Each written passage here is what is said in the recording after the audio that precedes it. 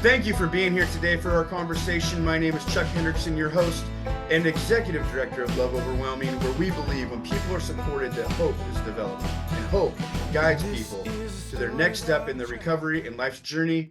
Thank you again for being here. All right, well, today we have Brittany Champion with us. She is a peer support staff in our intensive community services programs at Love Overwhelming. She has an incredible story that she's going to share with us today. Not only that, but she's going to share about her journey from where she was in homelessness and getting off the streets and in active addiction and getting sober and recovering and what she's doing now to maintain. And so we're excited to have Brittany with us. Again, this is Brittany Champion, and we're excited to have you here, Brittany. How are you doing?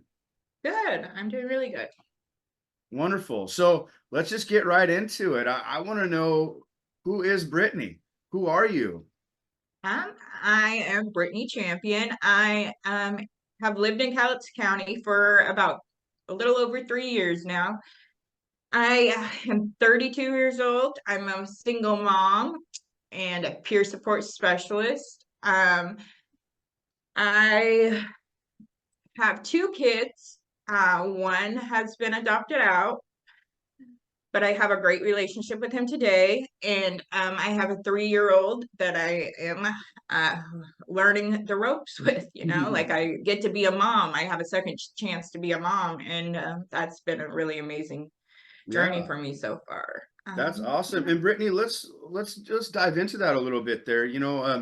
Obviously you have a past and there's some stuff there. And so let's talk about that. What led up to, if you would like to share, just led up to maybe your homelessness and being an active addiction, and maybe you want to share a little bit about your upbringing and stuff like that. Feel free.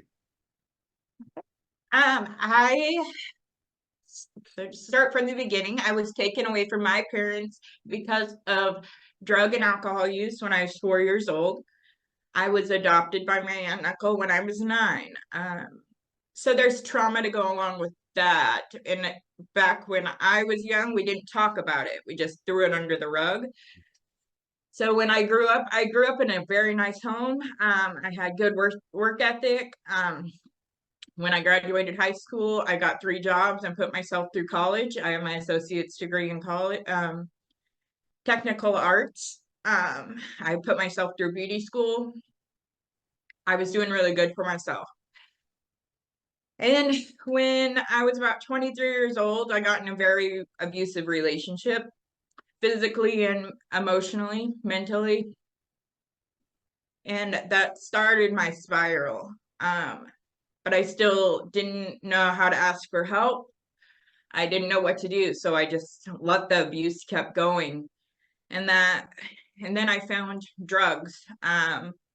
It wasn't a good way to cope with where I was, but it was a solution that made me feel better at that time. Yeah. Did I know just trying drugs for the first time would send me into this bottomless pit? No. So from there, I worked for a long time and maintained my addiction, but you can only hold it together for so long. Yeah. And I crashed and I lost my job. I didn't have any income, so I lost my place to stay. I became really depressed and had really bad anxiety about just even talking to people. So I didn't go ask for help. I knew I needed help, but I thought I could do it on my own at that point. Yeah. And it just kept spiraling down. In the midst of my addiction, I got pregnant. And I thought I could change. I thought I wanted to change. I wanted to be a mom. Yeah. But I had already dug myself a hole, and I became involved with the courts. So as I'm trying to get my son back on my own, I ended up in jail, and I lost all my rights to my son. Wow. So when I got out and started my reentry process into society, I was still depressed. I still didn't want to go to a counselor. So I sat in the pain of it by myself. losing my child was really, really hard on me. But I still didn't do anything about it. About 3 years later, I got pregnant. Well, I didn't know I was pregnant. I gave birth to a healthy boy in the toilet of my house. Well, it wasn't my house. It was my friend's house because I was still unhoused. And that moment, I knew that I wanted to do everything different than I did with my first child. Yeah. So what did that look like? I didn't know, but I was not going to give up without a fight. So that was my motivation to go ask for help. Yeah. They took that child because I did use, because I didn't know I was pregnant. You didn't show no symptoms. Wow. So he was my little miracle baby. Yeah. So I went to the CPS worker and I said, what can I do? I want to do everything that you guys want me to do. I'm going to do it to the best of my abilities. Yeah. So I went to outpatient treatment. They're like, well, since your background doesn't really look that great, doesn't look like you could be a fit mom, maybe you should have more support. So I went into Family Recovery Court of Thurston County, which in Cowlitz County, it's called Hope Court. It's a therapeutic court. And every week I went to court. Every week I did all their requirements. I worked really hard, but it still felt like I wasn't getting anywhere. So about 4 months into that court process, I decided that I really wanted my son. No one's going to take that from me. So I decided to look at different treatment options. And I found pregnant and parenting women down here in Longview. It's a treatment center for women and children. It's a 6 months program. And I'm like, okay, I'm going to do it, even though I was scared to death because it's a 6 month program. Yeah. Like, I'm leaving everything I know, but it could help me. It didn't, obviously I needed change. So I came down to Cowlitz County, and it was the best choice that I could make personally. I learned how to love myself, how to grow before I could be a mom, because I had to heal parts of me that I didn't need even to be healed before I could give a child everything he needed. Yeah. So 4.5 months in, because it was COVID time, so it took a little bit longer. My son was placed with me full time. And then once he's placed with me, I'm like, oh, I made this goal. So what's the next step in my life? Like, what am I going to do?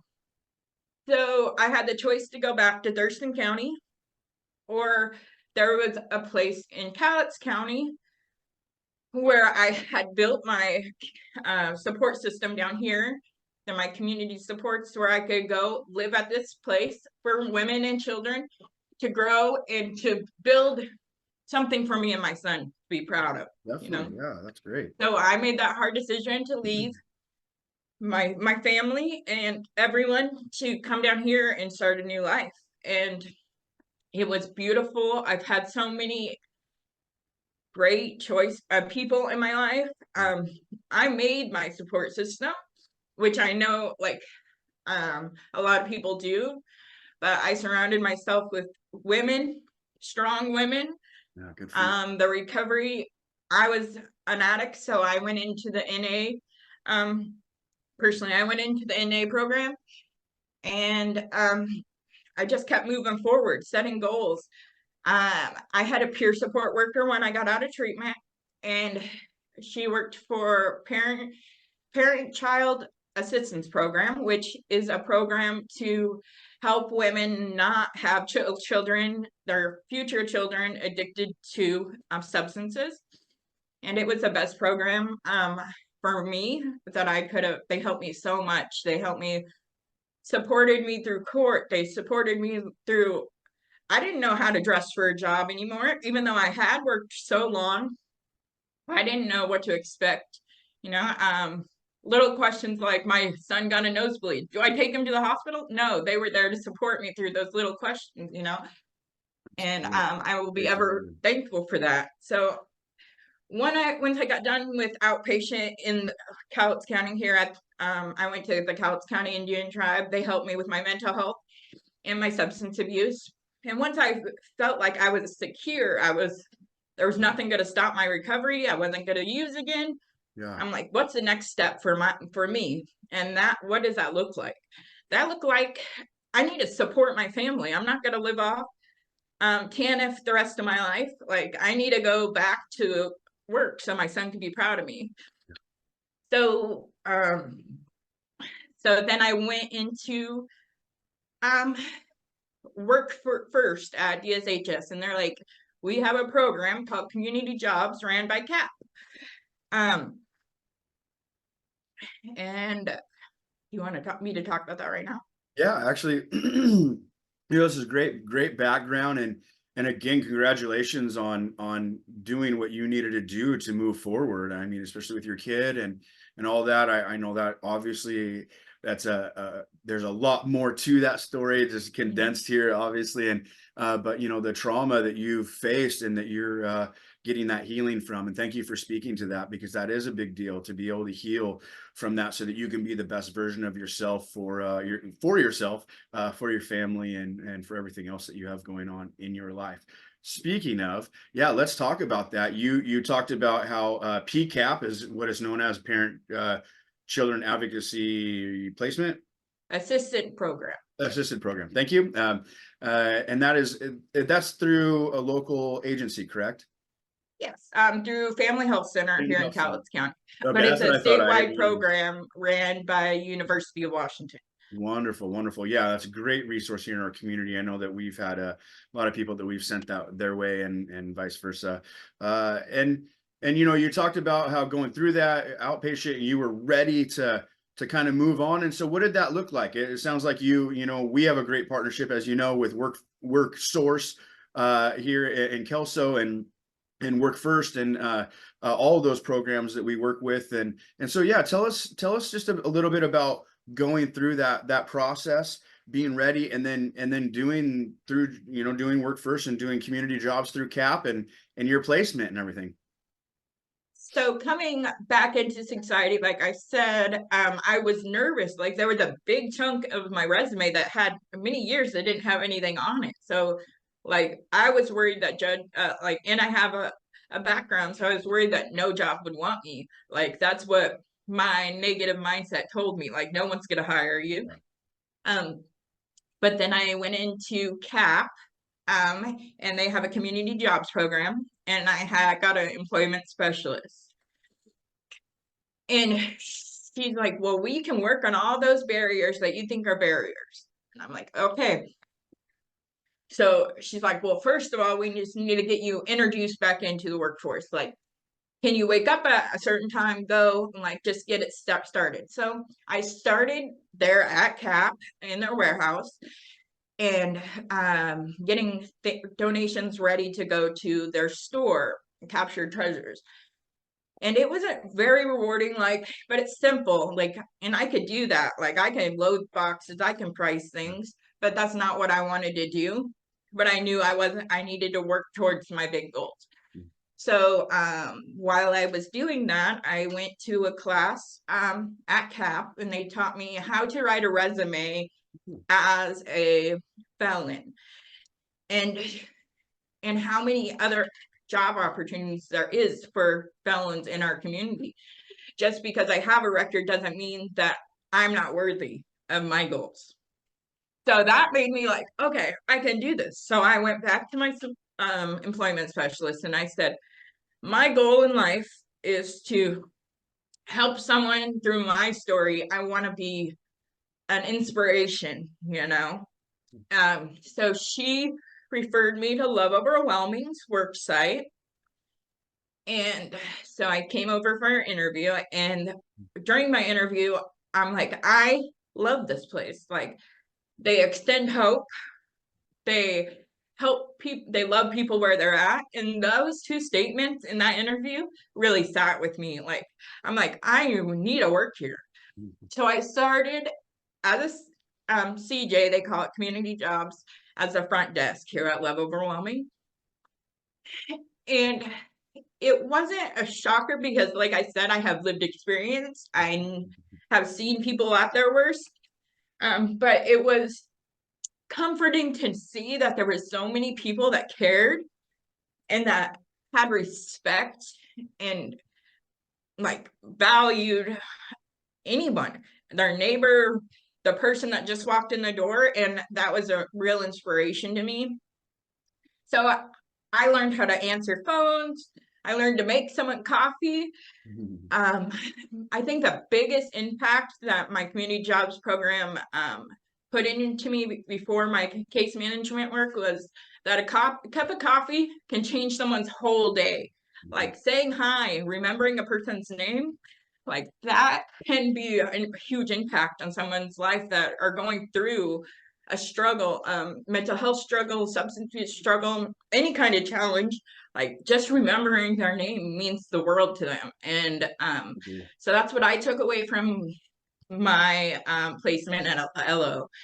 And then I was offered to do a career jump, which so I was only working part-time as front desk. So a career jump, they're like, I think you would be a really good case manager. I think you would be a good fit for our team. Do you want to do some extra training to see if that's what you want? So at that point, when I was doing my career jump, I signed up on the Healthcare Authority's website to be a peer support, do my peer support training. Which for anyone that doesn't know, a peer support training in Washington State is free. You take 8 modules online, and then you have to do a 40-hour in-person training, and then do a written and practical test. So I did that during my career jump, and I loved it. I knew it was a fit for me. I knew I had compassion and empathy for people. And they taught me, during that training, they taught me how to use my story in an impactful way. So I thought that was, so I took a lot from that training, obviously, but, and then I've been working at LO now for a year and almost a year and a half, not quite a year and a half, but I wouldn't change it for the world. Yeah. And so tell me about that, the peer support, there's the, again, like you said, for those that don't know, those with lived experience and they have a passion and like, that's what they're thinking about all the time, is helping people. And there are options out there, right? There's this online, it's an online piece. That's the forefront of the training. You have to complete that. And then you go into that 40-hour in-person training, correct? Yeah, I did forget to mention, before you do your modules, before they will let you have to have lived experience in substance abuse or mental health treatment, because that is the key part of being a peer support. And you have to be so you write your recovery, story, correct? Yeah, in recovery. Yeah, so you write it out to them, and then they'll go, yes, you have a lot of lived experience. I think you'll be great at this. And then you go to the next step. I did forget that part. Yeah, no, that's great. No, that's awesome for people to hear. And I know that I actually, every single one of our staff are certified, besides our 2 of our admins, but so that's great. We obviously believe in that, and we love it, and that's wonderful. So is there anything else you'd like to talk about getting your peer support and going through that time? I would just like to say that I learned so much about myself during that period. Yes, I'm in recovery and I'm strong in my recovery, but you can keep learning and you can keep growing from different experiences, other people's experiences. Yeah. When I was in that peer support training, and to see all those other faces that had the same compassion and empathy as me and their stories, that was really impactful. Yeah, that's great. That's wonderful to hear. Well, let's talk. I'd like to hear about what you're doing now. We obviously I know we hired you on as for career jump, meaning during transition time from going from the community jobs and being assisted by CAP and having that to being fully employed with Love Overwhelming and working with us. And it's been on our part a great transition, and we're glad to have you on board. And what I mean, what would you like to share about that experience for those that are, I mean, maybe currently they're on TANF, maybe currently they're in community jobs, or they're thinking about going into community jobs, or one of those programs. What would you say to people, and maybe some advice or something like that that would encourage people to, continue to take that next step, whether it's a placement at LO, which a lot of people probably in our community don't even realize that we do work development. We've been doing work development like this for I think going on 8 or 9 years now, and we've had many people that have graduated and now are in places in management, actually, in different agencies throughout our community, and they've come up through our work development program and partnership with CAP. And so, yeah, what would you say to people like that are on the fence? I would say that the empowerment the program gave me, the power it gave back to me because of my past traumas and incidences, I lost that confidence, and it built my confidence up. So I'm secure with who I am today. I know that I'm worthy of a great job. I know that I can do the job correctly. And so if you're on the fence, then I would just say, like, give it a try, because you'll never know unless you try. And they will work with you. They will help you through those barriers and help you. They want to see you succeed just as much as you want to succeed. So it's a very supported program. Yeah, definitely. Yeah, we love it for sure. So you transitioned into full-time employment with Love Overwhelming. Yeah. You became a certified peer support specialist through the state of Washington. You got that certification, and did you get any other certifications during that time, or since you started, other than the regular training that you've done? I have got like regular trainings, but I am certified as a mental health first aider now. So what that is like I got trained at how to talk to people in crisis. Like I am not a counselor, I am not a doctor, but I can help them kind of get to the right people. And I think that's important. If you're doing social work like I am, like we see people at their most vulnerable state. And so that training and certificate means a lot to me because I can help them get to their wellness journey the best I can. Yeah, wonderful. And are you a community health worker as well? I'm a community health care worker, which means that I help people find the right pathways to the goals that they're going to, meaning that they might not have insurance. That's a common one in our unhoused population. You can't go to a doctor if you don't have insurance. Mm-hmm. You can't get on your medication. You can't afford your medication if you don't have insurance. So that's a big one that I work on. Little barriers like not having a cell phone, not being able to feed yourself, those basic needs that we take for granted as people that are housed and have a little family. Like these people don't have anyone to support them, so I help them find all the possible resources in our community, which a lot of people, even sometimes I'm shocked. I'm like, we have that resource in town and I didn't know about that.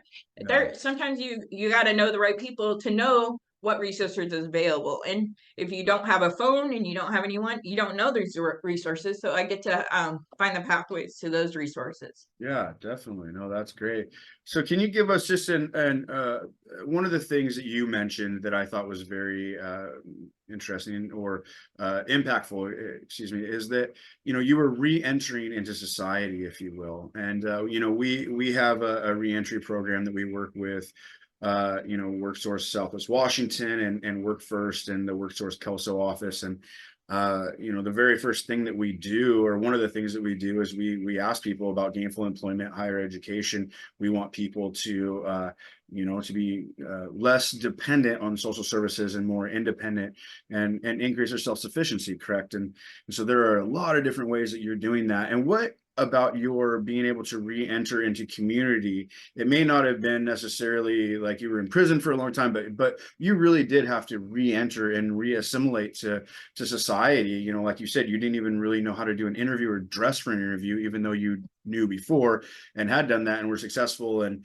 all that. But going through that, so tell me now how those lived experiences that you have, how is that translating to everything that you're doing now? They transferred to, like, I can communicate and I know that I can take a no. Yeah. And that was really big for me. Like, everyone's telling me no, that's so discouraging, you know? And I had that I had that support to tell me it's all right, there's another option. And that's what got me through.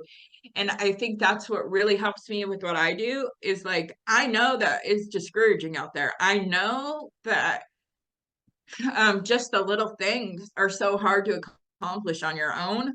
Um, and I know that recovery is possible. And I have that to share. And I have that courts or DOC or mental health, they ask a lot from you. And I get that. And I can share that what I went through and how I responded to situations. Yeah. And I can tell them, I don't tell them what to do. I can express to them, like, okay, sometimes we can't just yell out at people. Sometimes it's as simple as counting to 5 and then reacting. And some people don't know that, or they have forgot in their, because they're in survival mode, and when you're in survival mode, you don't always know how to react. So I've used those little coping skills that I learned coming into society, just little tricks up my sleeve every now and then. Yeah, definitely. And are you currently meeting with people? I know that you have a caseload, and obviously, and are you currently able to meet with people in the jail and work with them as they're trying to come in and re-enter into society? I am.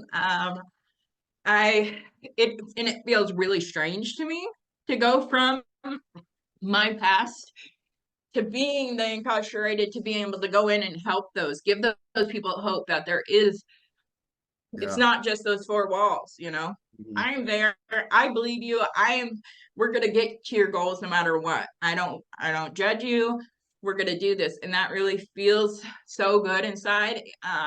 And I think that was a little victory for me. Like I said, when in the beginning, I set all these goals and I hit them. And I keep setting those goals and I keep hitting them. And that just inspires people more. Just because you have a past doesn't mean that you can't make something of yourself. And I really think that's impactful. Yeah, that's wonderful. That's great. I know that's a huge impactful and great outcomes that we have when we are able to connect with people, especially while they are incarcerated. You guys do a great job of getting those individualized service plans together with them and making sure that they have those goals. Even baby steps are still steps, right? And so Yeah.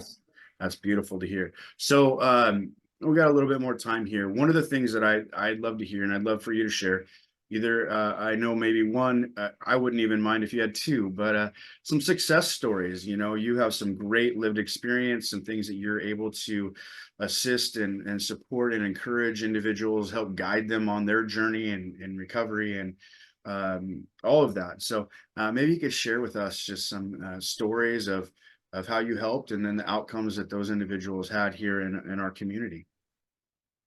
Yeah. The first one, like you said, I have so many because our people do great things. But my first one that really comes to mind is when I started working here. I got this individual on my caseload, and she had been working with LO for quite some time. She was unhoused. Mhm. She was in a crisis mindset every time we talked, and it was just so hard. So when I talked to her to make her goals, because we set goals here as a case manager, they set their own goals, and I'm just there to support them with whatever they wanted, what their goal is. Mhm. And I said, I see that you're really struggling. Like, if anything could change, if you could be anyone you wanted to be and do anything you wanted to be, what would that look like to you? And her words to me was, I want to make my 15-year-old son proud of me. I haven't been in his life, and I really want to make him proud. And like I shared before, I can relate to that. Like I have a son that's not in my care.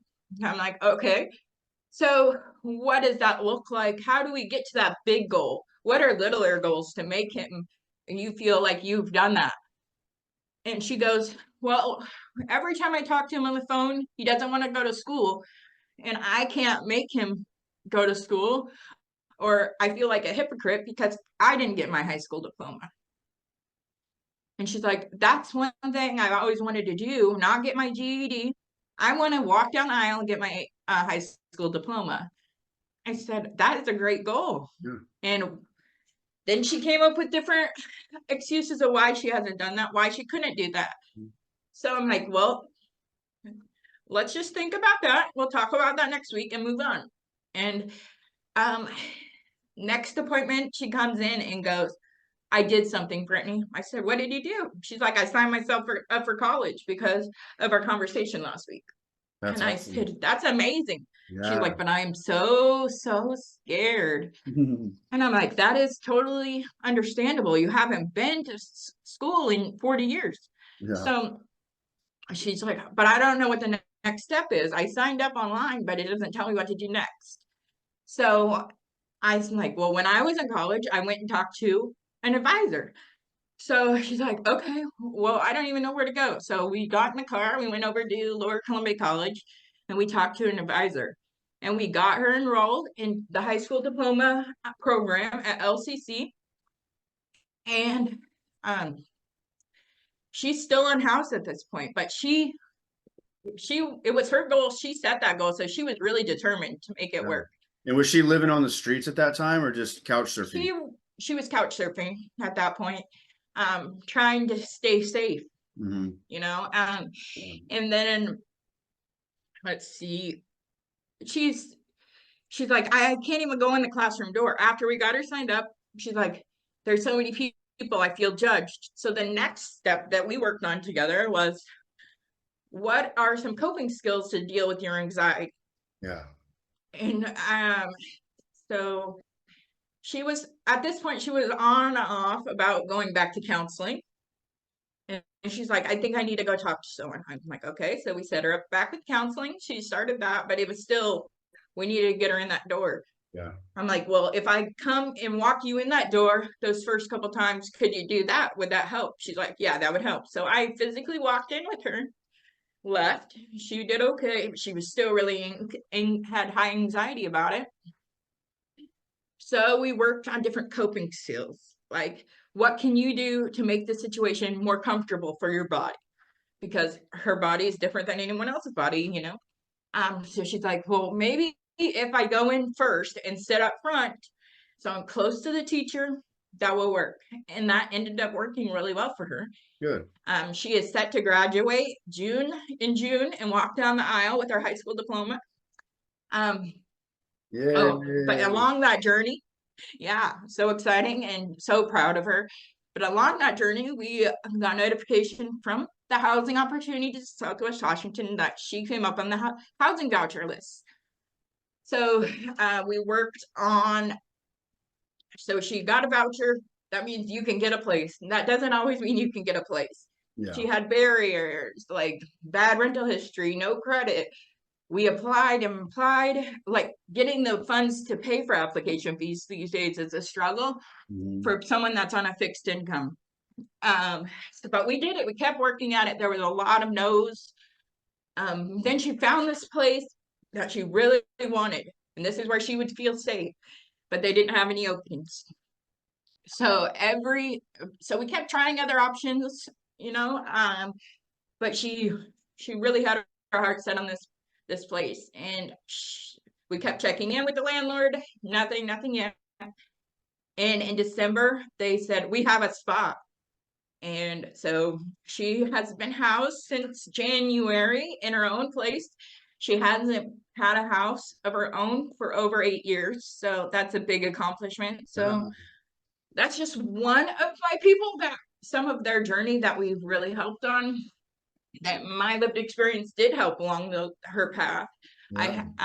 But she set those goals and she accomplished those goals, and I'm so proud of her. I am personally, and organizationally and community-wide, thankful for all the peers that we have in our community, not only at Love Overwhelming, but at so many different agencies. And I think there are, I want to say, at least 6 or 7 staff that are dispersed throughout the community that actually came through our work development program that became peer support, and then went on to to different agencies, and some of them went on to get their degrees, and so we love that. We love being able to support individuals that were on the streets like yourself, in an active addiction, to the point where the gainful employment, they're not dependent on the social service system, they're not using the emergency room as for primary care. They're actually able to get into a doctor and have those appointments. That's a big deal. Brittany, what would you say to someone, or a group of people, maybe there's a church group, or maybe there's a volunteer group, and let's say they want to volunteer with the unhoused population. Maybe there's a shelter they want to volunteer at, maybe the severe weather shelter, maybe at a community house, or maybe with us with Laundry Love, right? Where we can take volunteers and work with individuals. What would you say to individuals that are hesitant to work with the population that we've been talking about, and that we work with? I would say that the people that I work with are, they want to be heard. They want to be shown compassion and respect, just like anyone else. And they deserve that respect. But fear is a natural thing in anyone's life, like fear of change, fear of the unknown. But if you don't give it a chance, then you won't ever know. Like if you go, and I would just go and remind them, like, you don't know this person's story, so go in unjudgmental. Like, you are in their environment. You put yourself in their environment, especially like if you're working with, like, Belly Brigades is a good organization to go volunteer with in our community, to get to know these people. Like, they trust Belly Brigades. Our people, the unhoused, trust them. So they are coming there. They're not going to be mean and hateful. I mean, everyone has their bad days, like me and you. If we want to throw a fit, we could go lock ourselves in our room. If they want to go throw a fit, they don't have a room to go into. So we have just to come and, like, if you see that, just walk away. Like, but most of the time, like, if you tell them hello and give them a cup of coffee and say, how are you doing? And actually take the time to listen to them, you're going to learn so much about yourself and grow as a human being. And Brittany, so I would say that's one thing that I've heard from so many volunteers, is not how much it's maybe necessarily changed the people that they're working with, but it's changed them internally, and given them more compassion and empathy and understanding. They're fearful of the unknown, but once you face that, then you realize, oh, they're just people. They're people first. They're not homeless first. That's why we refer to people as unhoused or experiencing homelessness. That's not their identity, isn't that they're homeless. Their identity is who they are as a person. And that's so amazing to see when like what you're saying, when volunteers go in, it changes their outlook and their thoughts about that. Brittany, thank you again for being here. We really appreciate it.